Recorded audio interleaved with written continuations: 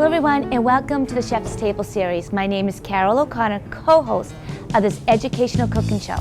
Today we're in Brookline, Massachusetts, and we are filming at the Fireplace restaurant on Beacon Street. Today, chef owner Jim Solomon will teach us how to make rough cut pasta with my co-host Joe Murphy. And later on you'll see my interview with Jim, who's going to tell us how he came up with the concept of the Fireplace. So let's go over to Joe and Jim to learn how to make this specialty dish.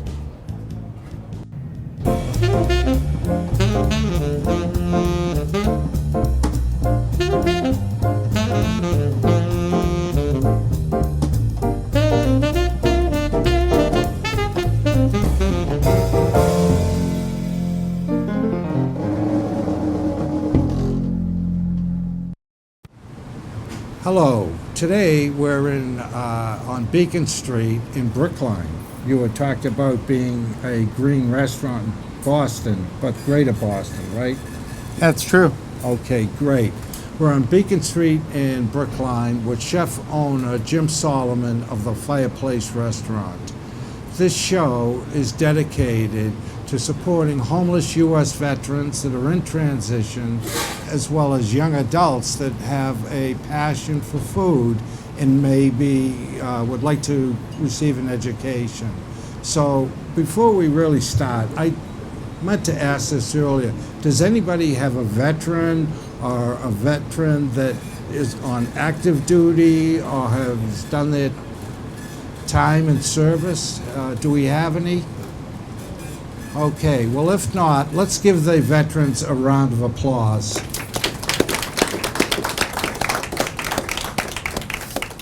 Okay, now, we always talk, chef, about mise en place, okay, which is a French term. It means everything in its place, and it really makes your own personal cooking experience a lot more enjoyable, because you're not running around at the last minute. Oh, did I have this ingredient, that ingredient? So why don't you tell us what you're going to make tonight, and then just go through the different ingredients. Sure, absolutely. So tonight we're going to make fresh pasta, and I thought it would be fun to make pasta two different ways. There's the kind of sexier way, which I think is really great. It's more of the old school way, by hand. It takes a little bit longer, but it's so easy to do and so fun because you're playing with food. That I'm going to make pasta that way, and then I'm also going to do it with the help of the KitchenAid. You can also do it with a food processor. So those definitely cut the time down. But I'm going to show you two ways. And then I'm going to take the pasta actually and turn it into something. So we won't just have raw, fresh pasta. Yeah. So then we've got some really nice ingredients from Allandale Farm, some terrific corn, or some Stillman Farm. And from Allandale Farm, we've got some great heirloom tomatoes, right. And I'm going to saute those up with fresh herbs, a little confit garlic, a little cheese, and we'll have dinner. Excellent. So, getting back to mise en place, chef, what are the ingredients that you've already have ready to start mixing? So for the pasta itself, you can mix a variety of different flours. What we're going to do tonight is AP flour, so all-purpose flour, and semolina, which is a ground corn, which gives it texture. And then we've got eggs, a little bit of salt, and some olive oil. So it's really simple, but you'll see that, when you make it, if you prefer sort of a finer pasta that doesn't have some of the grittiness that you get from semolina, you can just use all-purpose flour, and that's really good. Right. Yeah, and that's great information. Chef talked about salt. I always talk about this on the show. In a professional kitchen, I've seen table salt used, but it was with 2 Indian food restaurants, which surprised me. In a professional kitchen, you're generally going to find a sea salt or a nice kosher salt. Why? Because the crystals are larger, easier to season with. You're not over pouring or over salting. And I always mention this bit of information. If you took a measuring cup and had a cup of sea salt or kosher salt versus a cup of table salt, by volume, there's going to be less sodium because the crystals are so much larger. And I personally believe on the kosher salt, the flavor profile is much better than the table salt. Yeah, I think so, without a doubt. Yeah. So again, that's personal preference, but I think it really adds to your finished product if you use the ingredients that great restaurants like this use. Right, and we also use kosher salt because we answer to a higher authority.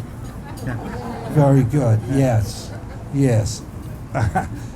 Usually I'm good with the response, but that was very good. I'm not messing with you. Okay, so Chef, why don't we get started and show these people how to make the two types of pasta? Sure, no problem. So we have here some flour, and my hands are clean, first of all. And we'll start with 2 cups of flour. So, you know, I guess I'm a hot cook as opposed to a pastry cook, and so we're not as good at measuring. So, you know, this is 4 cups of flour. So I want to take half of this, and then I've got 2 cups of this. So actually, I guess, you know, the smart thing for me to do is to take this, which is 2 cups, and then fill this back up to an equal amount with 2 cups. So that's ballpark about the same as the other bowl with semolina. So now I've got 4 cups. Now I'm going to add most of this. I'll reserve a little bit for my cutting board and for the pasta so that it doesn't stick. And now that this is mixed just with my hand, I'm going to mix these together. Now, I would recommend, you know, you could do this at home by mixing it in a bowl and actually measuring it out properly. But, you know, it's not necessary. So these ones are fairly well integrated now. Thank you. I've got my bench scraper. That's one of these. And I'll pull it together. Okay. Now we make what we call a volcano because it looks like a volcano. So now, just with our hands, we make kind of a divot in the center of the flour. All right. So that's about good. And what you want to do here is to make sure that you don't have sort of a hole in your, you know, if you're missing a side of the volcano, the eggs that I'm about to drop in here will come out and leak. So I'm going to take this olive oil, part of my reach. I get it. Thanks, Joe. Okay. Whoop, that's fine. So I'm going to take this olive oil and I use, let's see, maybe it's about a 1/4 cup, or I'll take about 4 tablespoons of olive oil. And I'm using 4 cups of flour and 4 eggs. So it's pretty much of an even ratio of eggs to flour. Now, the composition of the 4 cups of flour is 2 cups semolina and 2 cups AP flour. Right. So now I'm going to crack my eggs. And while you're cracking the eggs, The dough and the egg, but you start to be able to control it more as it tightens. let's see. Or, You know, Chef, you brought up the higher power, and Ad and I would be very proud of you. well, you know, I'm definitely just fortunate to be here, and I know that you know, the higher power in my house is my wife and my son, and when I walk out the door, then I'll turn to anyone with a better answer than me. There you go. All right. So now the flour is mostly integrated, and now you can start to kind of pull it in. And now I'll use this bench scraper, and I'll start to fold it in. And this is kind of when you're able to get a lot more control, and you're less worried about whether it's going to work or not. And now I'll start to use my hands. And you actually do want to use your hands because, you know, that is the kneading of the dough, which helps build the gluten. And the gluten, you know, gives you the elasticity that you need with the pasta. Yeah, I just want to mention, Chef introduced this bench scraper, and they're not expensive, but they're just invaluable tool, particularly if you have egg and flour for cleaning up your work surface, because, you know, that can dry on and it's difficult trying to clean it with just a sponge. So I'm gonna sprinkle a little bit more flour on there to help dry it out. And you know, this takes a little time. You know, it's not made for TV. You know, pasta is love, but you know, yeah, right. I tell my grandmother I'm making kreplach dough. Yeah.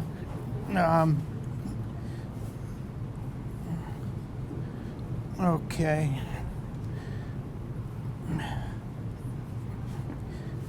All right.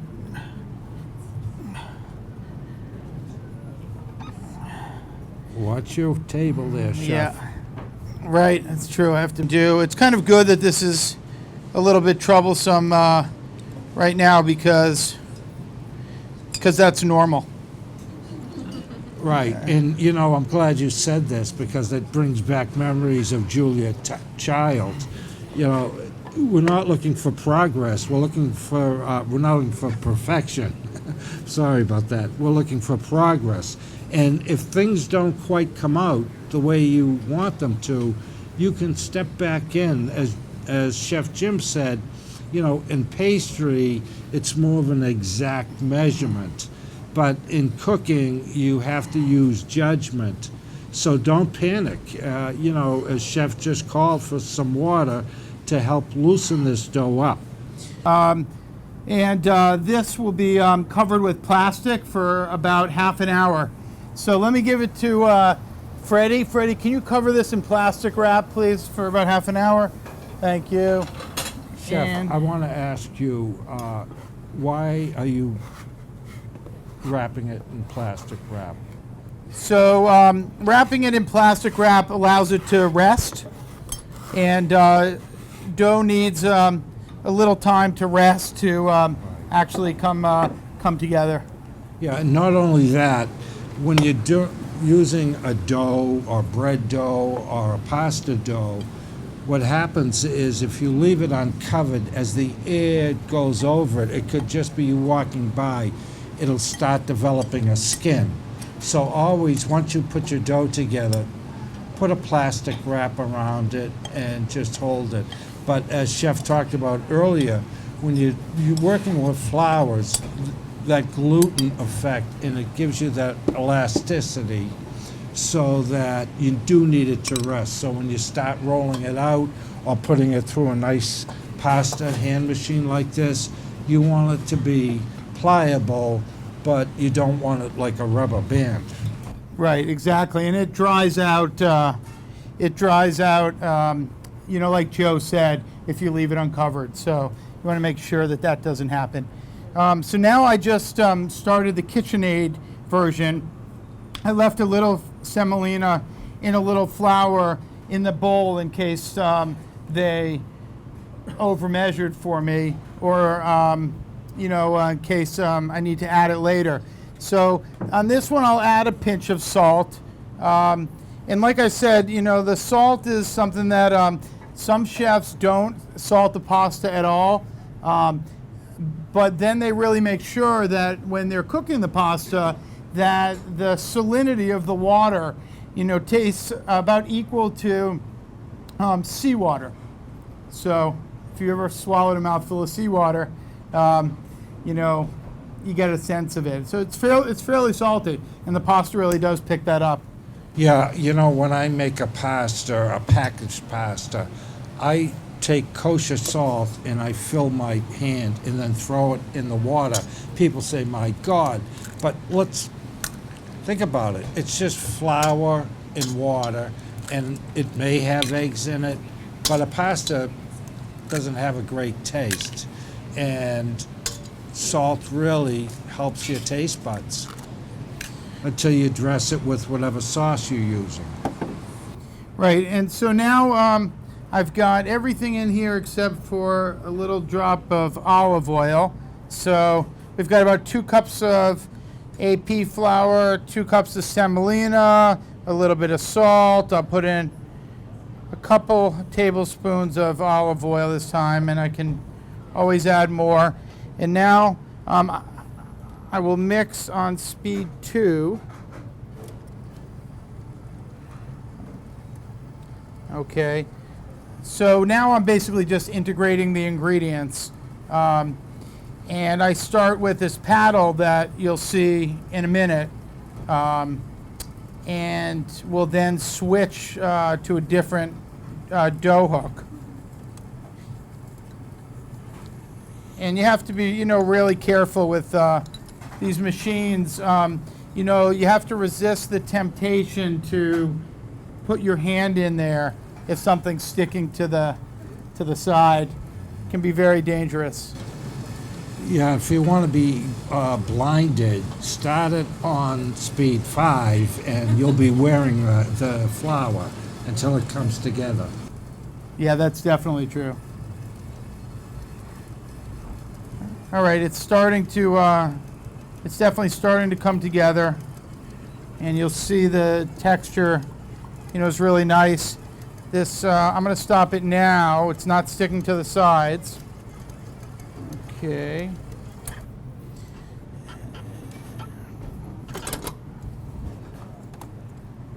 So you're in the... It has to be handled with care, and that really can get too tough. But, whoops, thanks. Yeah, you have to lock the bowl in place. Put a little bit of regular flour in. Put a little bit more semolina. Kind of keep my ratios. And this is almost where it's supposed to be.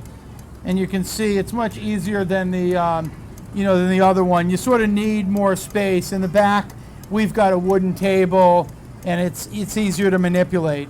So I'm going to pull this now for sake of time. Okay, covered in plastic wrap here, but you can see that the color is the same. It's really, the same type of dough. And now, pardon me, let me just step over here a little, Joe. Okay. And now I'll take the dough and just kind of knead it a little bit. So you're just kind of kneading it with your hand. You're just pushing your fingers up through the bottom. And I don't need to go any more than that because I put a fair amount of flour on there. I don't want to dry the dough out. So now this is actually rested a bit. And so it should pass through fairly well.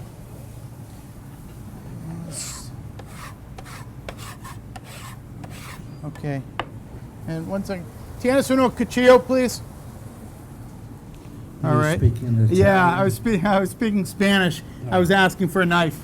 Thank you, chef.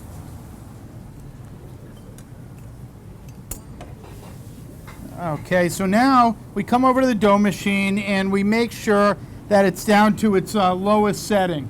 Sometimes that's 1 on some machines, sometimes it's 0. Some machines it's actually 10 and it goes backwards. But here, I get it ready to go in to this machine.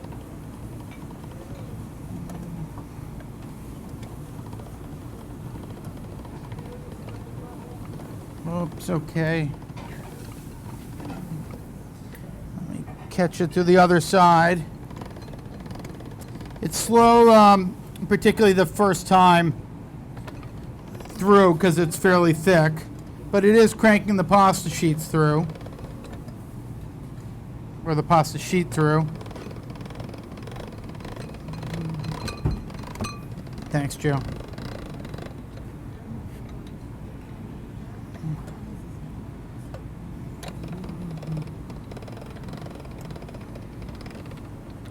Okay, and you end up first with a flat sheet like this, okay?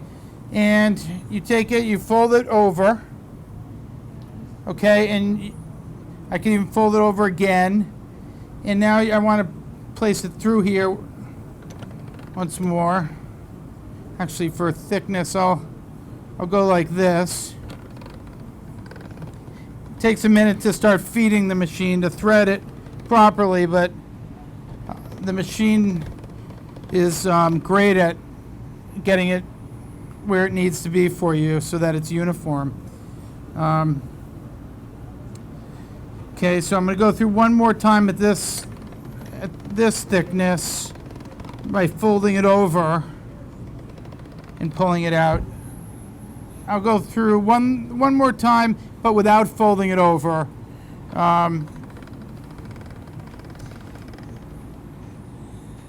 And you fold it over only on the first setting, and that helps to bring the pasta together and to toughen it up somewhat.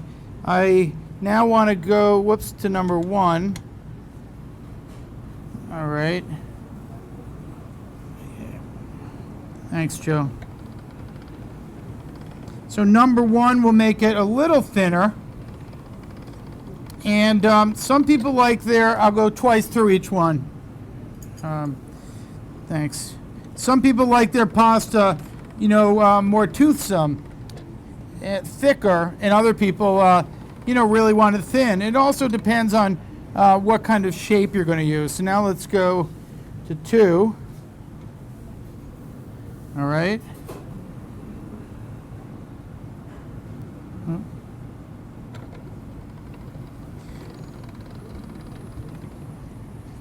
All right. And it starts to get longer, and it's kind of elasticy, but it's really beautiful. The texture is really nice. Right. And so I'm going to do this twice until we get to 4. Okay. And this will be the last time on 2. Now let's go to 3. All right. 3. Okay. And it's pretty amazing that you can take what's not really a lot of knowledge and not expensive in terms of ingredients, and make something that's as beautiful as this. And it's so nice if you want to make, for a loved one or for your family, or if you have guests come over, to be able to make fresh pasta is just really, really amazing. All right, now we're on number 4. So I'll do it twice on number 4, and then you'll start to see what we're going to do with it. In this, there are different molds that are sold, so you can actually quite easily make raviolis. So you can make like a really, really nice filling, depending on the season. In the summer, sometimes I play with ricotta cheese and corn, and I'll make a corn puree. and add the ricotta cheese. Other times, I want to use feta, and you can use feta and olives and puree that together. That's a really nice combination. So this is really nice. I think it's a little bit thick, but I'm not going to cut it any thinner because I actually like it like this.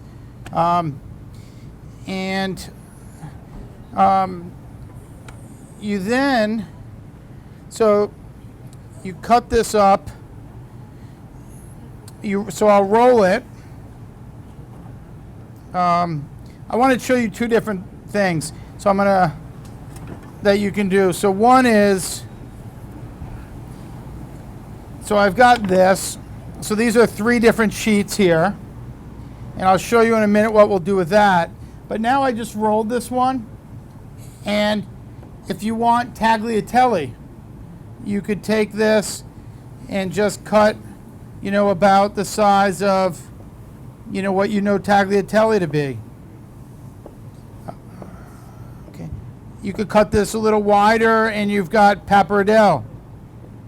So you can use the, kind of neat instruments that exist, to cut to, capellini or a spaghetti, whatever size, because you can get attachments, for this. So you just run the dough through and it just cuts it and shreds it to the width you want. But, here, I don't think you need to. I also like a little bit more of a rustic look. But there are a lot of neat, not only sort of metal contraptions like that, but there's, beautiful wooden ones also that work really nicely. So here, what I tried to do was to make noodles that were not too long.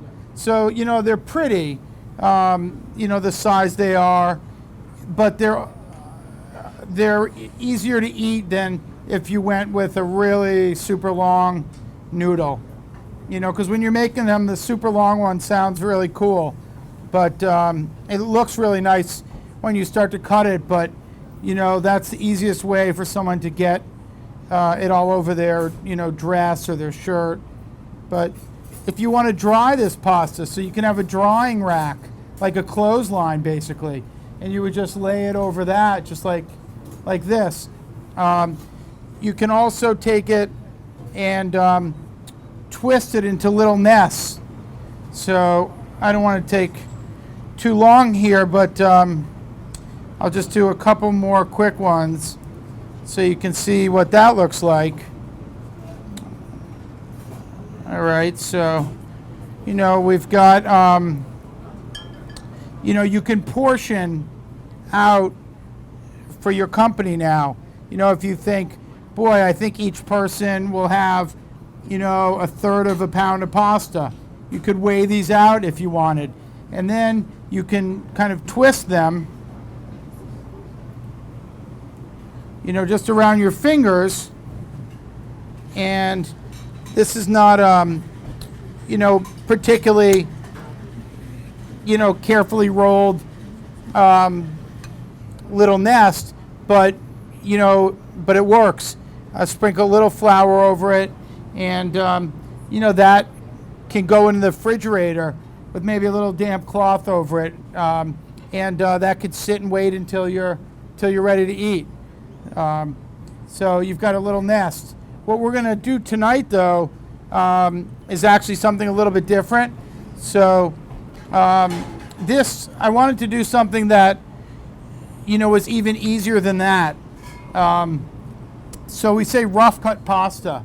So there's a name in Italian, like malfatti. It's a mistake basically. So you can kind of just cut triangles. There doesn't have to be much of a kind of rhyme or reason to it. And you could even, as you cut them, shape them. So if you wanted to say, you know, all right, you cut something like that, you can twist it a little bit. And so you sort of are going in the direction of like a garganelli. You know, or you can press in the middle when you do it, kind of like a mustache, you know, and you're left with kind of a neat shape. Or, you know, you could do what we're doing tonight, which is really just kind of a rough cut pasta. So, you know, you're in a hurry, company's coming over, but you wanted to do this fresh pasta and you didn't think it would take you this long, you know, then you just throw these in to the water. And we wanted to go that route tonight because I really wanted to show you like just how simple and basic you could make it and have it still, you know, look nice and appropriate for company. So that's what the pasta will look like. Let me cut a couple more pieces and then I'll quickly saute it and we'll be in business.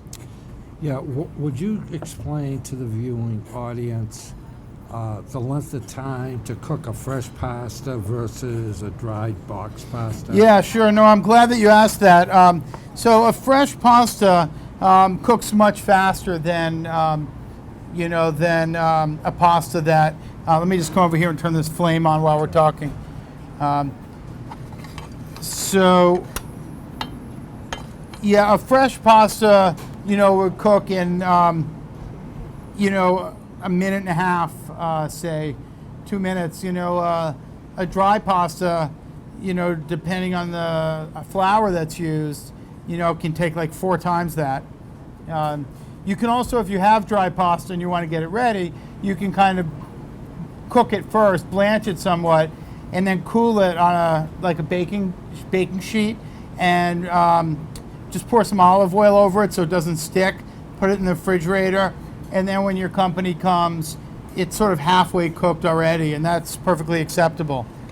All right, so I've got my pan here. Now, when you saute, you want to always get your pan hot before you add the ingredients. And the metal works best like that. It closes up the pores of the pan and It prevents sticking. it prevents sticking, which is most important. So now I've got my olive oil, so I don't want to get it too hot. You don't want the oil to start to smoke. But I've got the oil in the pan now. And now, oops, it started to smoke a little bit, but you can always cool it down with a little bit more oil, and I pulled it off the heat. I'm going to turn this down a little. And now you can also cool it down with your ingredients. So I'm going to add, these are all super quick ingredients. So I'm going to add some fava beans. And I want to add my tomatoes. These are beautiful,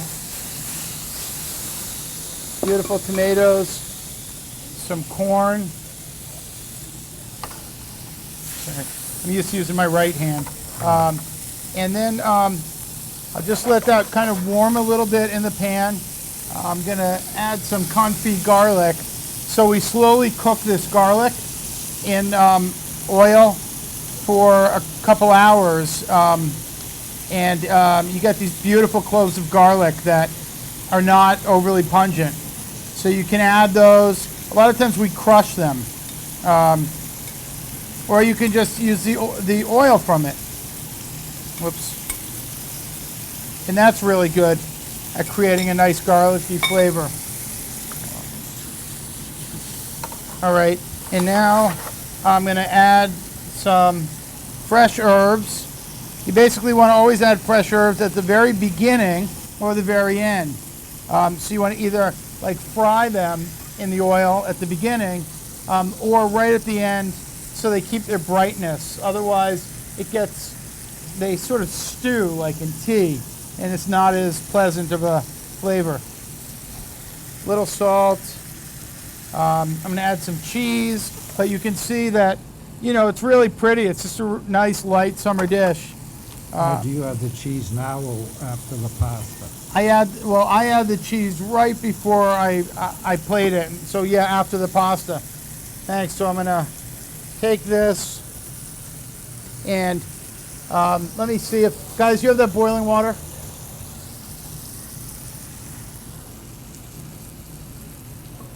Just gonna stop that flame for a minute. And thanks. These guys got some boiling water ready for me. Have that spider. Where do you want to set this? Right there is perfect. Okay. Thanks.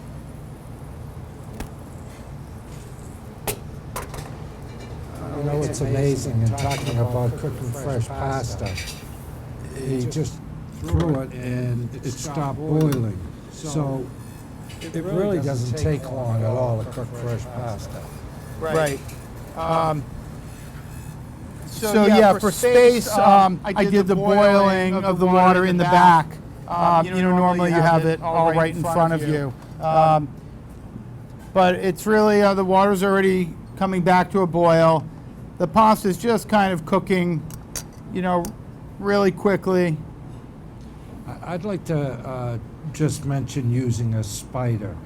I used to use at home, the double boiler, and you'd pull it out and all the water would come out of the pasta. Right. And I feel that's dangerous. Now I use a spider. Yeah. Because, when you're trying to get over to the sink with a big pot of boiling water, there could be a bad accident. Yeah, that's definitely true. It's definitely better not to move the heat if you don't have to, or the water, because steam is really hot. Now I'm just going to taste this.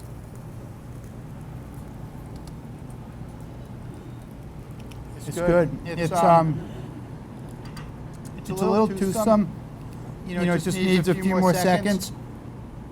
But no, that's a good point. I saw a cookbook where a big chef took a cast iron pot out to, he started on the grill outside, and he was making like a bouillabaisse, and it said, now grab the cast iron pot and bring it inside. I thought, that's nuts. You have to open the screen door and try to balance it, and so not advisable. Now, here you just, this is a spider, and you can just add the pasta really simply. Sometimes if you want to create more sauce too, like, you mix your vegetables and you want it to be a little more saucy, then you can take just some of the pasta water, because the flavor that the water picks up is really something. And so we'll do that. And now this is not, the handle's not hot, but pardon me.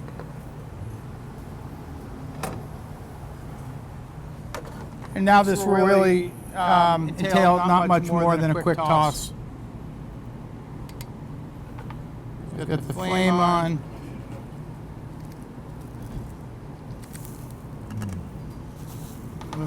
That looks absolutely, it smells delicious. Thanks. That might be me you're smelling, but Have I been that close? but I'm glad it looks good. Yeah, thank you. So really, we're just kind of warming the ingredients, and that's really it. There's your pasta dish, and you have a nice light summer dinner. Great. Yeah. Great job. Chef. Thanks. Can we grab a plate and plate that? Yeah, sure.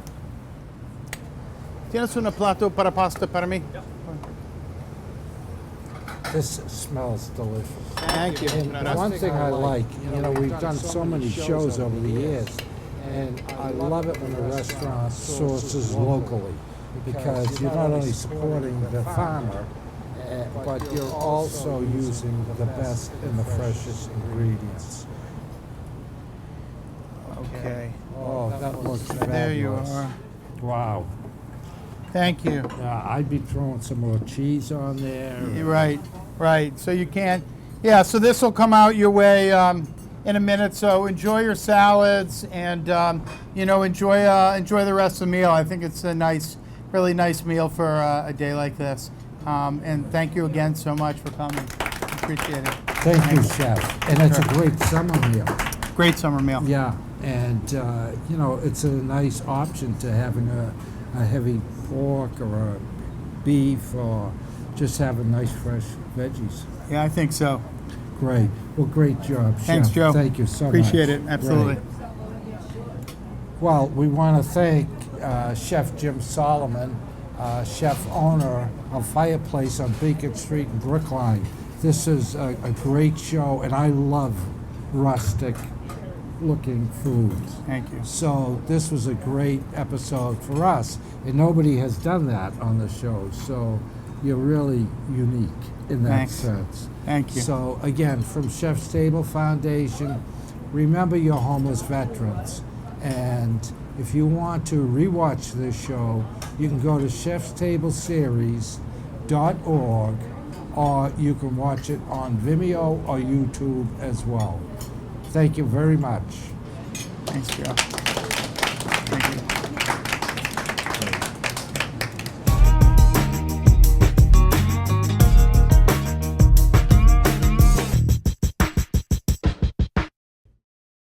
Hello everyone, and welcome to the interview segment of the Chef's Table series.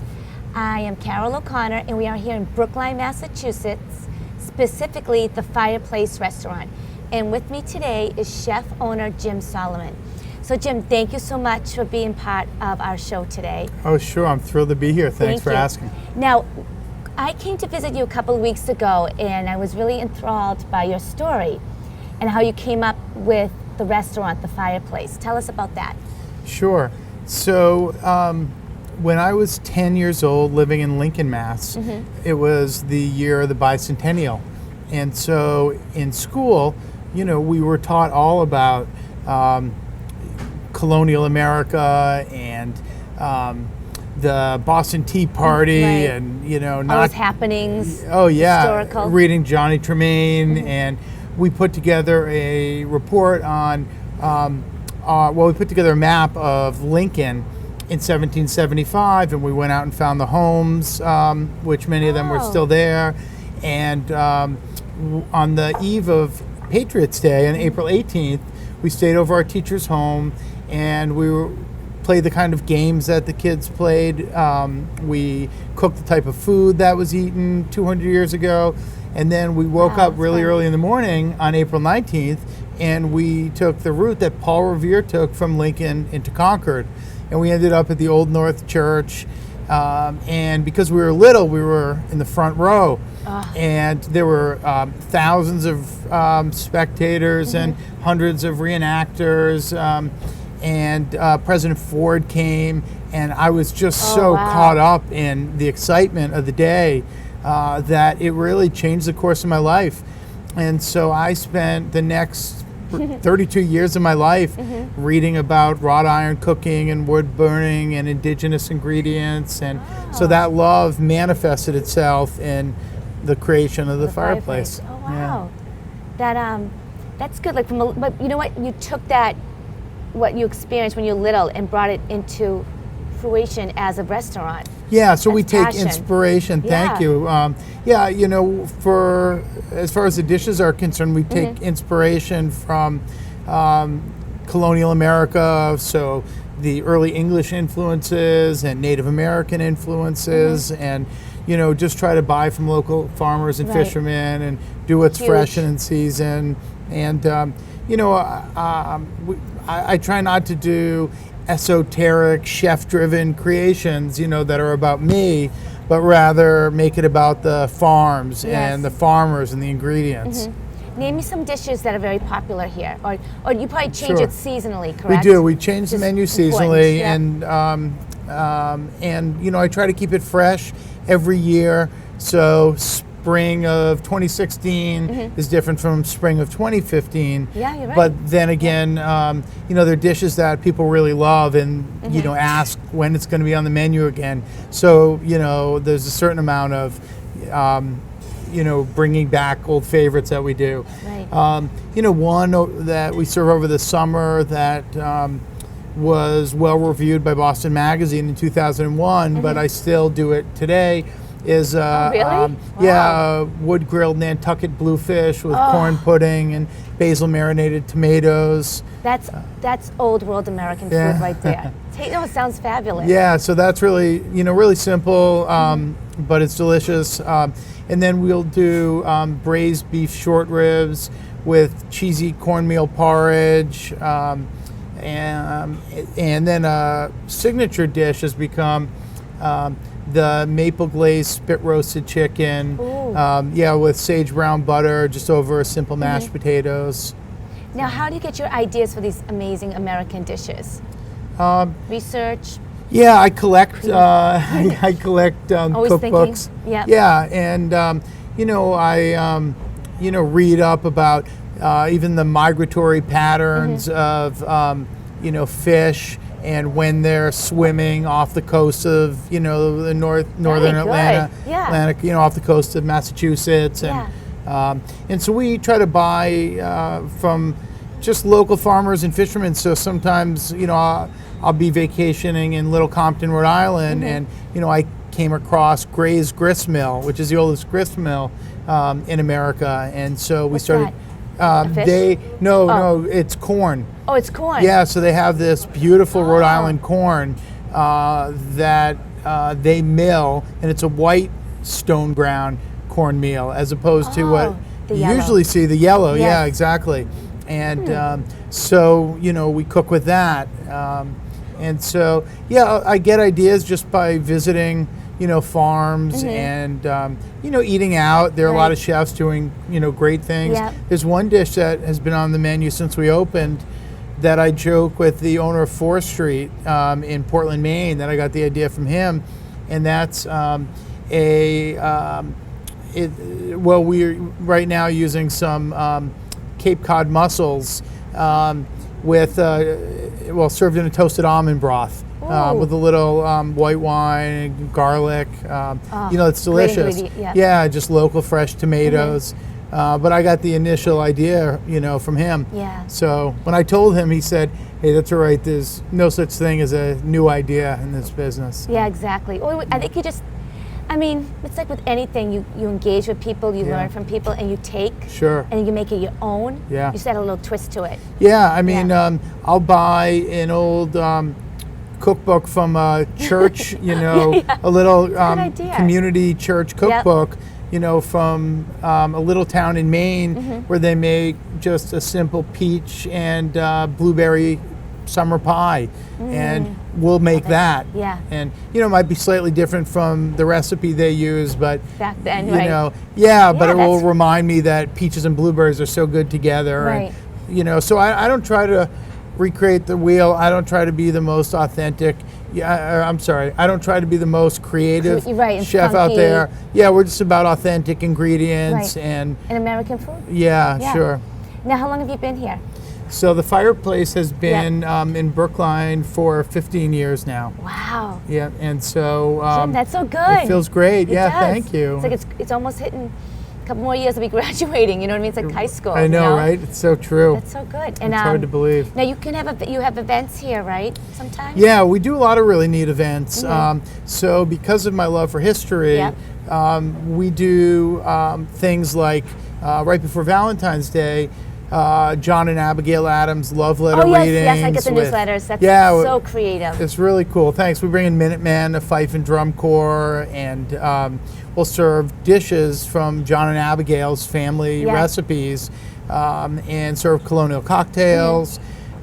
In July, we do something that I really enjoy. It's called Dine Like a President, the cuisine of the American presidency from childhood to the White House.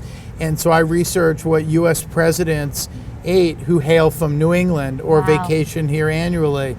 And then we serve what their favorite dishes were as children or what they ate in their White House years that was reflective of their, early years in New England. Jim, what's interesting is that you love history and you research and then you take that into the kitchen. Yeah, thank you. I don't think That's anybody what else makes does it that. fun for me. Right, and keeps it interesting and keeps you, in this industry, which is like, roller coaster sometimes. You know what I Yeah. mean? And it's, you love history, you put it into your culinary arts, and it's like your child. You know what I mean? Yeah. This restaurant is. No, it's nice because we're not trying to do the latest and greatest, Exactly. newest thing. I just, like you said, it's my passion, and so they're great moments in New England history. Right. If you look at the 6 states, and so we try to play with them and take a culinary look at the events that occurred in New England over the years, Yeah. and it's made it a lot of fun. Oh, absolutely. And I'm sure the viewers are really going to take that to heart. Like, you know what? I'm going to come visit Jim at the Fireplace. They're going to love it. Thanks. Love Yeah, it. no, it's a lot of fun, and we try to keep it fresh. Yep. So, Jim, as you were saying about sustainability and local produce, you're also concerned with the environment. Tell me about that. Sure, absolutely. No, I really am. I think growing up in New England and in kind of activist communities, Yeah. that that I learned that one person really can make a difference. Right. And so about 8 years ago, the Fireplace received just a piece of what we thought was junk mail at the time, and it said, "Do you want to be a green restaurant?" And I Yep. thought, yeah, that sounds great. I don't really know what it means, but let's call these people and see what it's all about. And it turned out that they were legitimate, and they're the Green Restaurant Association. And so over the last 8 years, we've worked to Wow. become certified by taking steps in every area that you can to be more ecologically responsible.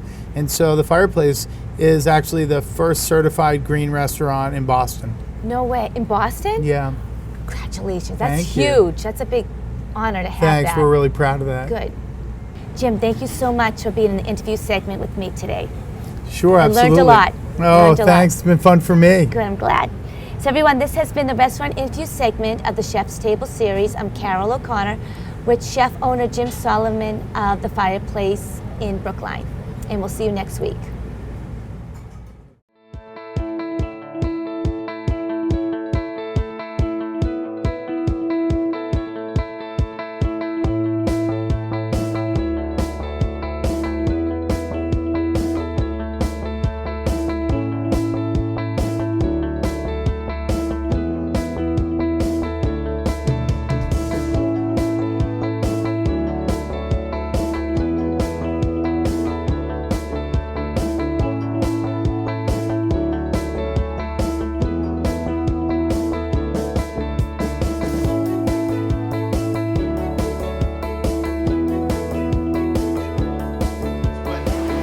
We basically have the texture, and now